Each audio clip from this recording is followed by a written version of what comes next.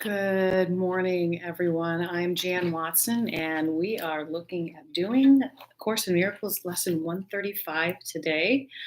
I am out of state visiting friends, and so I'm in a completely different environment. And I have been told that lesson 135 is the longest or one of the longest lessons in A Course in Miracles, which sort of speaks to the importance of this lesson. But also, I just want to pre warn you that there's a whole lot of words on this one, so bear with me. All right. Lesson 135. If I defend myself, I am attacked. Who would defend himself unless he thought he were attacked, that the attack were real, and that his own defense could save himself? And herein lies the folly of defense. It gives illusions full reality and then attempts to handle them as real. It adds illusions to illusions, thus making correction doubly difficult. And it is this you do when you attempt to plan the future, activate the past, or organize the present as you wish. You operate from the belief you must protect yourself from what is happening because it must contain what threatens you. A sense of threat is an acknowledgement of an inherent weakness, a belief that there is danger which has power to call on you to make appropriate defense. The world is based on this insane belief, and all its structures, all its thoughts and doubts, its penalties and heavy armaments, its legal definitions and its codes, its ethics and its leaders and its gods, all serve but to preserve its sense of threat. For no one walks the world in armature but must have terror striking at his heart. Defense is frightening. It stems from fear, increasing fear as each defense is made. You think it offers safety, yet it speaks of fear made real and terror justified. Is it not strange you do not pause to ask, as you elaborate your plans and make your armor thicker and your locks more tight, what you defend and how and against what? Let us consider first what you defend. It must be something that is very weak and easily assaulted. It must be something made easy prey, unable to protect itself, and needing your defense. What but the body has such frailty that constant care and watchful, deep concern are needful to protect its little life? What but the body falters and must fail to serve the Son of God as a worthy host? Yet it is not the body that can fear, nor a thing of fear. It has no needs but those which you assign to it. It needs no complicated structures of defense, no health-inducing medicine, no care, and no concern at all. Defend its life, or give it gifts to make it beautiful, or walls to make it safe, and you but say your home is open to the thief of time, corruptible and crumbling, so unsafe it must be guarded with your very life. Is not this picture fearful? Can you be at peace with such a concept of your home? Yet what endowed the body with the right to serve you thus except your own belief? It is your mind which gave the body all the functions that you see in it, and sets its value far beyond a little pile of dust and water. Who would make defense of something that he recognized as this? The body is in need of no defense. This cannot be too often emphasized. It will be strong and healthy if the mind does not abuse it by assigning it to roles it cannot fulfill, to purposes beyond its scope, and to exalted aims which it cannot accomplish. Such attempts, ridiculous yet deeply cherished, are the sources for the many mad attacks you make upon it. For it seems to fail your hopes, your needs, your values, and your dreams. The self that needs protection is not real. The body, valueless and hardly worth the least offense, need merely be perceived as quite apart from you, and it becomes a healthy, serviceable instrument through which the mind can operate until its usefulness is over. Who would want to keep it when its usefulness is done? Defend the body, and you have attacked your mind, for you have seen in it the faults, the weaknesses, the limits, and the lacks from which you think the body must be saved. You will not see the mind as separate from bodily conditions, and you will impose upon the body all the pain that comes from the conception of the mind as limited and fragile, and apart from other minds and separate from its source. These are the thoughts in need of healing, and the body will respond with health when they have been corrected and replaced with truth. This is the body's only real defense. Yet, is this where you look for defense? You offer it protection of kind from which it gains no benefit at all, but merely adds to your distress of mind. You do not heal, but merely take away the hope of healing, for you fail to see where hope must lie if it be meaningful. A healed mind does not plan. It carries out the plans that it receives through listening to wisdom that is not its own. It waits until it has been taught what should be done and then proceeds to do it. It does not depend on itself for anything except its adequacy to fulfill the plans assigned to it. It is secure in certainty that obstacles cannot impede its progress to accomplishment of any goal that serves the greater plan established for the good of everyone. A healed mind is relieved of the belief that it must plan, although it cannot know the outcome which is best, the means by which it is achieved, nor how to recognize the problem that the plan is made to solve. It must misuse the body and its plans until it recognizes this is so. But when it has accepted this as true, then it is healed and lets the body go. Enslavement of the body to the plans the unhealed mind sets up to save itself must make the body sick. It is not free to be the means of helping in a plan which far exceeds its own protection and which needs its service for a little while. In this capacity is health assured, for everything the mind employs for this will function flawlessly and with the strength that has been given it and cannot fail. It is perhaps not easy to perceive that self-initiated plans are but defenses, with the purpose of all of them were made to realize. They are the means by which a frightened mind could take its own protection at the cost of truth. This is not difficult to realize in some forms which these self-deceptions take, where the denial of reality is very obvious. Yet planning is not often recognized as a defense. The mind engaged in planning for itself is occupied in setting up control of future happenings. It does not think that it will be provided for unless it makes its own provisions. Time becomes a future emphasis to be controlled by learning and experience obtained from past events and previous beliefs. It overlooks the present, for it rests on the idea that the past has taught enough to let the mind direct its future course. The mind that plans is refusing to allow for change. What it has learned before becomes the basis for its future goals.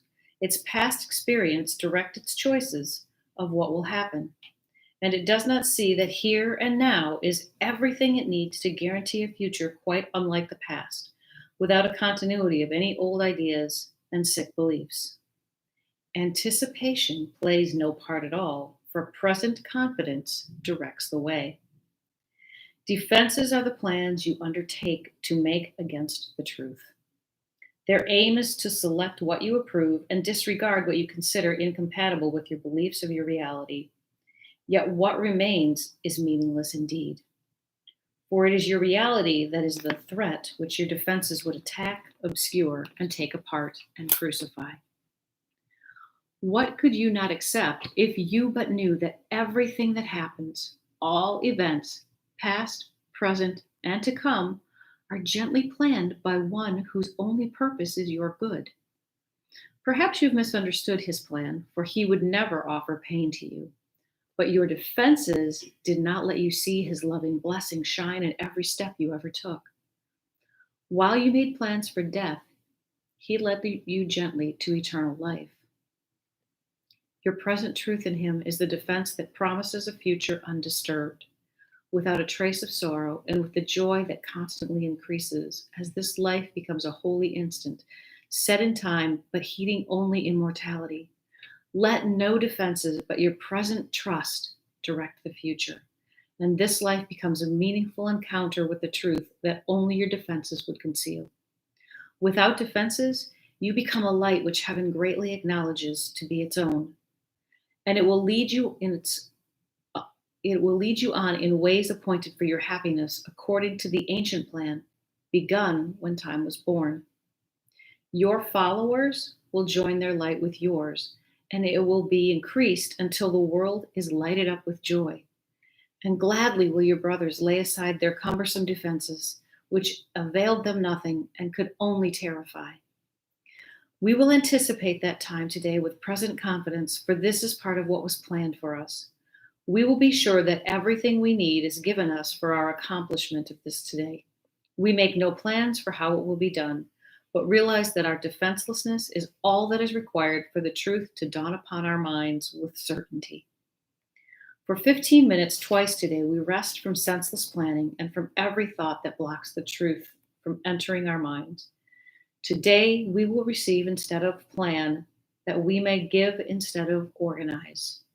And we are given truly, as we say, if I defend myself, I am attacked. But in defenselessness, I will be strong, and I will learn what my defenses hide.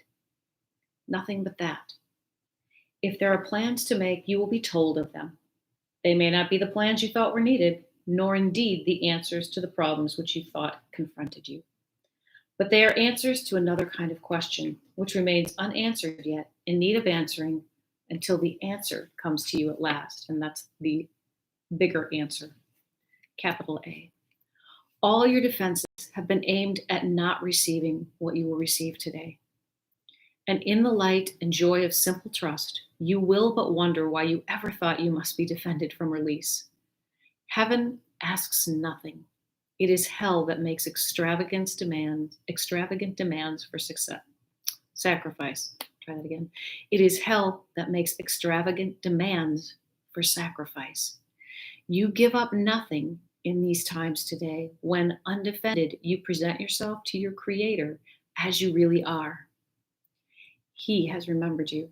Today we will remember Him, for this is Easter time in your salvation, and you rise again from what was seeming death and hopelessness. Now is the light of hope reborn in you, for now you come without defense to learn the part for you within the plan of God. What little plans or magical beliefs can still have value when you have received your function from the voice of God Himself?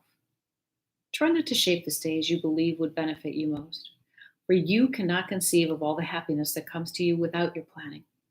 Learn today, and all the world will take this giant stride and celebrate your Easter time with you. Throughout the day, as foolish little things appear to raise defensiveness in you and tempt you to engage in weaving plans, remind yourself this is a special day for learning and acknowledge it with this. This is my Easter time, and I would keep it holy. I will not defend myself because the Son of God needs no defense against the truth of His reality. And that is the end of lesson 35. If I defend myself, I am attacked. When you listen to the Easter time message, you realize that Jesus did not need to defend Himself, and He did not suffer the way that we believe that He suffered, because He was not attached to His physical body, and what was done to Him was done to His physical body. None of the taunting and the judgments and the beatings impacted His mind, His truth. Jesus knew who He was, and it didn't matter what happened. They could not shake His faith. They could not shake His reality. And that was what was so threatening for them. And that is why they thought they could destroy Him. And the truth of the matter was, even though they took His body from Him, they destroyed His body, they did not destroy Him. They did not even scratch the surface. They did not make the smallest dent. They did not harm Him. That is the truth of who we are. He rose again. He never stopped living because He was not His body. We are not our bodies. And so defending ourselves against these sicknesses with medication or the masks that we are doing in these years of the pandemic mean nothing. We need to allow ourselves to be defended, if you will, by God, to know that we don't need a defense because we aren't our bodies. and we will continue on no matter what happens to our physical bodies. And for anyone that has had injuries or illnesses that have removed as much as the tip of a finger or an arm or more than one appendage, um, or has had an organ transplant, we are not our bodies, or we would not be able to simply exchange parts and pieces. We are not separate beings. We are one connected mind. Let's see what Tina Spalding channels from Jesus. You are blessed beings indeed. I am that one that you know as Jesus. Defensiveness is one of the things that ages you and makes you very ill because you are in a constant state of preparation for war. That means you function in that treacherous fight or flight mode where you are quick to attack and quick to separate. That is the ego's defense system when danger is present. When you remember that the ego's purpose is to keep your body alive above all else, this makes sense. If you believe there is danger out there and that you function in the horizontal ego world, then you have stepped away from miracle minded thinking. You begin to act as if an attack is imminent. That is the very stressful situation for the body. You have good sciences now. They measure the stress hormones in these things that cause you to believe in an animalistic way. You can actually measure the ego's playground these days. So, this is an important thing for you to remember. When you become a defensive, you are already in flight or fight mode. You will attack or you will separate to attack later. You do it by defending. What are you defending? This is the question that you must ask yourself as you study this particular passage. What am I defending? Am I defending my body because I think I will die? Am I defending my reputation? Am I defending my money? What do you defend? What do you place above peace? What do you place above love? That is what you give up when you take a defensive stance. You choose the horizontal ego's battleground to play in, and you forget that forgiveness, openness, courage, and defenselessness bring to you an experience very different from the fight or flight scenario of the ego. You give up many beautiful things when you prepare for war because you lower your frequency significantly, and you are then down in the battleground. Perhaps someone offends you. Before A Course in Miracles, you would have attacked back. You would have protected yourself. How about you open up to what that person has to say?